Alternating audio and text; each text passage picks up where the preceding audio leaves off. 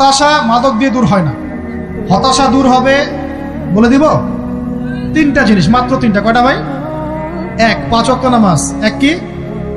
নামাজে আপনি অজু করে সেজদা দেন, ইনশাল্লাহ আপনার মনে প্রশান্তি না আসলে আমাকে এসে বলেন যে আসে না। চোখের পানি, মনের আবেগ যা আছে আপনার ভিতরে, কষ্ট, দুঃখ, যন্ত্রণা, সব আল্লাহকে ঢেলে দিবেন ইনশাল্লাহ। নিজের আবেগ ধরে রাখবেন এখানে, আপনি আল্লাহর জন্য ঢেলে দিবেন। মানুষকে আবেগ দেখা কি না? মানুষ আপনার চোখের পানির মর্ম বুঝবে? মানুষ কি মানুষের চোখের পানির মর্ম বুঝে? আপনার পিতা যদি মারা যায়, আমার কাছে এসে দোয়া চান, কান্নাকাটি করে, আমি দোয়া করতে পারবো, কিন্তু আমি কিন্তু আপনার ফিলিংসটা বুঝতে পারবো না। আপনার অনুভূতি কে বুঝতে পারবেন? আল্লাহ পাক আপনার ঘাড়ের রগের চেয়েও কাছে আছেন। সুবহানাল্লাহ, সুবহানাল্লাহ। আল্লাহ পাক ঘাড়ের রগের চেয়ে কাছে আছে। গতকালকে বাংলাদেশের একজন বরেণ্য আলেমের সাথে একটা কনফারেন্সে ছিলাম। উনি বলছিলেন যে এক ব্যক্তি, এটা শোনেন, এক ব্যক্তি খুব তার শখ যে তিনি সাহাবীদের মতো নামাজ পড়া শিখবেন। কথা বুঝতে পারছেন? সাহাবীদের মতো নামাজ শিখবেন। তো একজন বরেণ্য আলেমের কাছে এসেছেন, এসে বলছেন যে আমাকে সাহাবীদের মতো নামাজ শিখিয়ে দেন। তখন সেই আলেম আরেকজন আলেমের সন্ধান দিয়েছেন, যা তুমি তার কাছে যাও, তিনি শেখাবেন। তো সেই ব্যক্তি একটু অবাক হয়েছেন, কারণ যাকে প্রশ্ন করেছিলেন তিনি অনেক বড় মুহাদ্দিস, আর যার কাছে পাঠানো হচ্ছে তিনি অত বড় মুহাদ্দিস নন, কিন্তু আবেদ, আমল করেন। তাকে গিয়ে বলছেন উনি আমাকে পাঠিয়েছেন সাহাবী বলা নামাজ শিখিয়ে দেন। তখন তিনি বলছেন ঠিক আছে, সুন্দর করে ওযু করে আসো, সুন্দর করে ওযু করে আসো। ওযু করার সময় খালি খেয়াল রাখবা যে আমি ওযু করছি শুধু আল্লাহর সন্তুষ্টির জন্য। কি খেয়াল রাখবেন? ওযু করছি শুধু আল্লাহকে রাজি খুশি করার জন্য ওযু করছে, আর কোনো উদ্দেশ্য নাই আমার। ওযু করতে যাচ্ছে, তিনি আবার বলছেন দাঁড়াও, শুধু আল্লাহকে রাজি খুশি করার জন্য ওযু করো।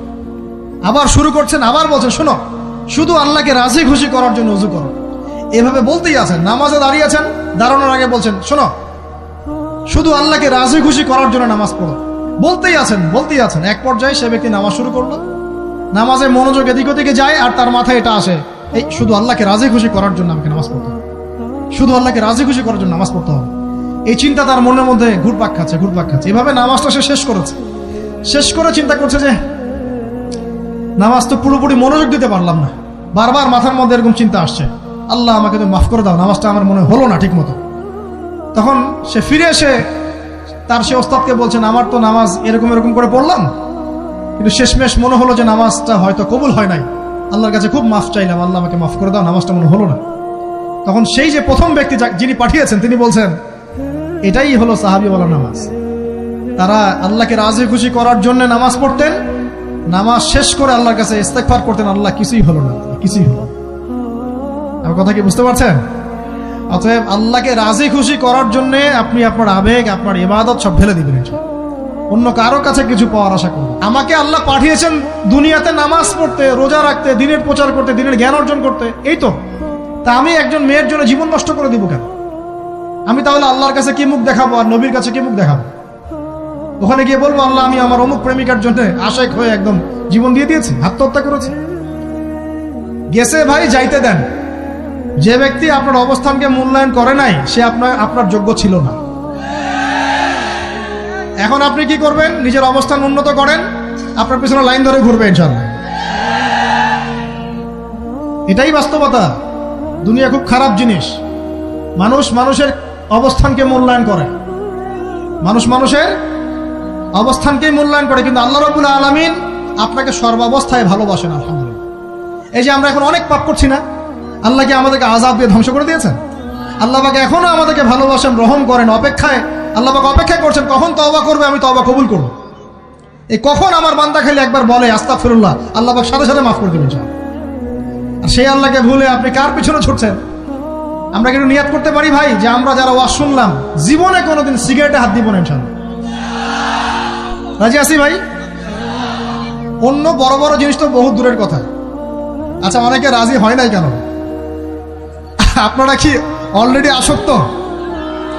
আমি অনেক ভাইকে দেখেছি মাশাআল্লাহ ইফতার খুলেই একদম বেনসন টানা শুরু করে। হ্যাঁ, এটা যে হারাম আপনাদের কেউ ওয়াজ করে শোনায় নাই? এটাকে কি মনে করেন আপনারা, হারাম না হালাল? কেউ বলেছে মাকরু, নাকি মাকরু ফতোয়া দিয়েছে? মাকরু শব্দের অর্থ জানেন আপনি? মাকরু শব্দের অর্থ কি শোনেন।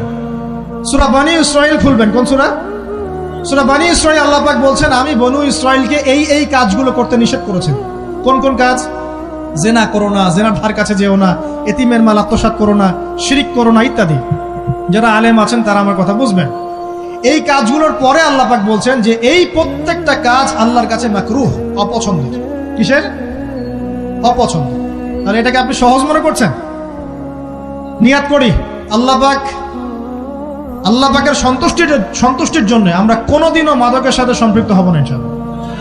আর বিশ্বাস করেন, শুধুমাত্র মাদকদ্রব্য নিয়ন্ত্রণ অধিদপ্তর এই আইন কানুন এগুলো দিয়ে, জরিমানা দিয়ে মানুষকে মাদক ছাড়ানো যাচ্ছে না, যাবে না। কেন যাবে না এটা আপনারা খুব ভালো করেই জানেন, আমি বলতে চাচ্ছি না। অনেক সময় মাদক বিরোধী কনসার্ট করে মানুষ, মাদক বিরোধী কনসার্টে ওঠার আগে এক বোতল ডাইল খেয়ে আসে আগে। এগুলো কি বাস্তব কথা বলছি না অবাস্তব কথা বলছি? আমাদের যুবক ভাইরা কোশ্চিন কালেও মাদকের ধার কাছে যাবেন না ইনশাআল্লাহ। একটা হাদিস খালি মনে রাখেন, এই হাদিসটা মনে রাখেন। নবী সাল্লাল্লাহু আলাইহি ওয়াসাল্লাম বলেছেন, কেউ যদি মাদকদ্রব্য সেবন করে তার 40 দিনের নামাজ কবুল হবে না। সিগারেট একটা খেয়েছি, 40 দিন নামাজ নাই। এরপর যদি সে তওবা করে আল্লাহ মাফ করে দিবে। আবার যদি মাদক খায় আবার 40 দিন কবুল হবে না। যদি আবার তওবা করে আল্লাহ মাফ করে দিবে। আবারও যদি খায় আবারও 40 দিন কবুল হবে না। আবারও তওবা করলে আল্লাহ আবার মাফ করে দিবে। চতুর্থবার সে যদি মাদক খায়, আল্লাহ রাসূল সাল্লাল্লাহু আলাইহি ওয়াসাল্লাম বলছেন, আল্লাহ পাক কিয়ামতের মাঠে তাকে তিনাতুল খাবাল পান করাবেন। কি পান করাবেন? তিনাতুল খাবাল। সাহাবীরা বললেন, ইয়া রাসূলুল্লাহ, এটা কি? তিনাতুল খাবাল কি? নবী সাল্লাল্লাহু আলাইহি ওয়াসাল্লাম বলছেন, এটা হচ্ছে জাহান্নামীদেরকে আযাব দেওয়ার পর তাদের রক্ত মাংসের যে পুঁজ বের হবে, এই যে ড্রিঙ্কস, জাহান্নামের হার্ড ড্রিঙ্কস, এই ড্রিঙ্কসের নাম হলো তিনাতুল খাবাল। আল্লাহ পাক আমাদের সবাইকে মাদক থেকে বাঁচিয়ে রাখুন। ফল হচ্ছে কোরআন তেলাওয়াত। যে ব্যক্তি কোরআন তেলাওয়াত করতে পারে নিয়মিত, তার মনের মধ্যে এই হতাশা, এই ভীরুতা, এই কাপুরুষতা কিচ্ছু আসবে না ইনশাআল্লাহ। আমি গ্যারান্টি দিচ্ছি আপনাকে, হতাশা আসবেই না আপনার মনে যদি আপনি কোরআন বুঝতে পারেন। কোরআনের একটা আয়াত নিয়ে কোনো সময় দেখা যায় 2-3 ঘন্টা সময় পার হয়ে যাচ্ছে, আয়াতটা ছেড়ে সামনে যেতে পারছি না। কোরআনের ভিতরে ঢুকলে আপনি দুনিয়ায় ভুলে যাবেন কি হচ্ছে আশপাশে। আমি এমন অনেক আলেমকে দেখেছি যে একটা বই, পাতলা একটা বই, আরবি বই নিয়ে পড়া শুরু করেছেন, যে ফজরের পরে জোহরের ওয়াক্ত হয়ে যাচ্ছে, বইটাই শেষ করতে পারেননি। বুঝতে পারবেন না? যখন আপনি ইলমের ভিতরে ঢুকে যাবেন, কোরআনের ভিতরে, হাদিসের ভিতরে, আপনার দুনিয়ার খেয়ালই নাই। একজন আলেম, তিনি এক রাত্রে একটা বই লিখেছিলেন, চটি বই, এক রাত্রের মধ্যে। বলা হচ্ছে, তার সম্পর্কে বলা হচ্ছে যে রাতের খাবার তাকে দেয়া হয়েছে, যে আপনি এটা খেয়ে নেন।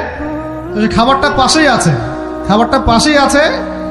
খাবারটা খাবো, এটা লিখে খাবারটা খাবো, এরকম তার চিন্তা ছিল।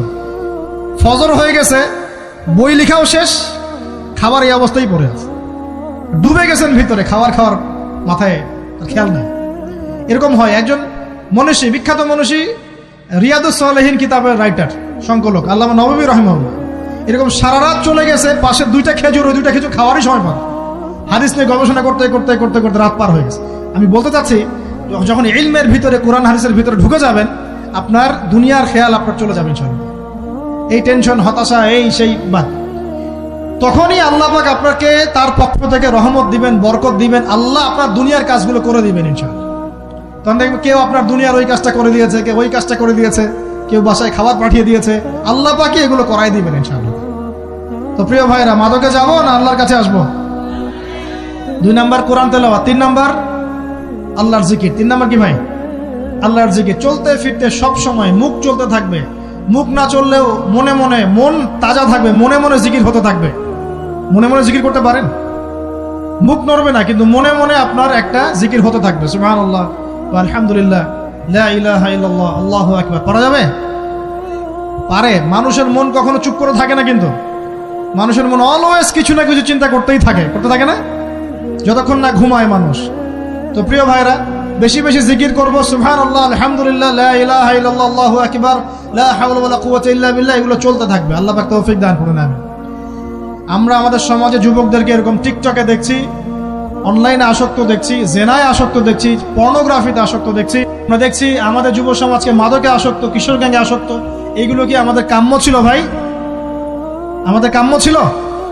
এই অবস্থায় কি যুব সমাজ আল্লাহ পাকের দ্বীনের পতাকা হাতে নিয়ে আল্লাহর জমিনে দিন কায়েম করতে পারবে কিনা একটু আমাকে উত্তর দেন দেখি। এখন এই অবস্থায় পারবে? অতএব অবস্থার উন্নতি